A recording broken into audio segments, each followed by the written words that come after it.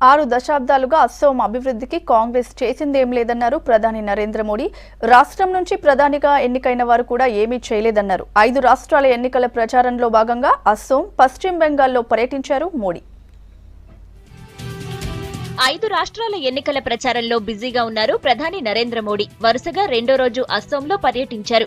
రంగపర, కరీంగంజ్ లో బహిరంగ సభల్లో పాల్గొన్నారు. కాంగ్రెస్ టార్గెట్ గా మరోసారి విమర్శలు చేశారు. మాజీ ప్రధాని మన్మోహన్ సింగ్ ను కూడా విడిచిపెట్టలేదు.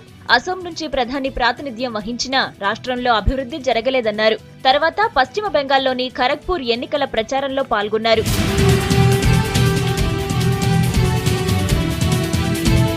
ప్రజలు పెట్టుకున్న నమ్మకాన్ని తరుణ్ గొగోయ్ ప్రభుత్వం వమ్ము చేసిందన్నారు మోడీ. ఒకప్పుడు అభివృద్ధి చెందిన రాష్ట్రాల్లో అసోం ఉండేదని ఇప్పుడు ఆ పరిస్థితి లేదన్నారు. గొగోయ్ సాబ్ 15 साल इस राज्य ने आपको बहुत प्यार दिया. आपने जो मांगा आसाम के भाइयों बहनों ने आपको दे दिया. आप पर विश्वास करके दे दिया, लेकिन आपने उनका विश्वासघात किया है.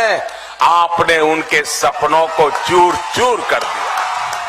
బ్యాంకు డిఫాల్టర్లను ఎవరిని వదిలిపెట్టబోమన్నారు మోడీ. వాళ్లు దోచుకున్న సొమ్ము బ్యాంకులది కాదని ప్రజలదే అన్నారు. కాంగ్రెస్ హయాంలో బ్యాంకులు బడాబాబుల కోసం మాత్రమే పనిచేశాయన్నారు. బీజేపీకి అవకాశం ఇస్తే అభివృద్ధి చేసి చూపిస్తామన్నారు. मैं 3 एजेंडा पर काम कर रहा हूं. 3 एजेंडा लेकर के चल रहा हूं.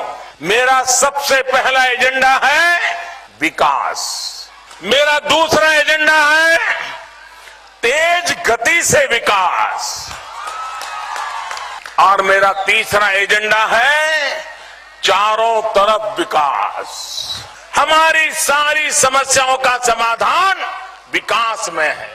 ట్విట్టర్లోనూ అపోజిషన్ పార్టీని టార్గెట్ చేశారు మోడీ. కేరళలో కాంగ్రెస్, లెఫ్ట్ పార్టీలు పోటీ పడుతున్నాయని, కానీ బెంగాల్లో మాత్రం 2 పార్టీలు కలిసి మమతా బెనర్జీతో పొత్తు పెట్టుకుంటున్నాయని విమర్శించారు.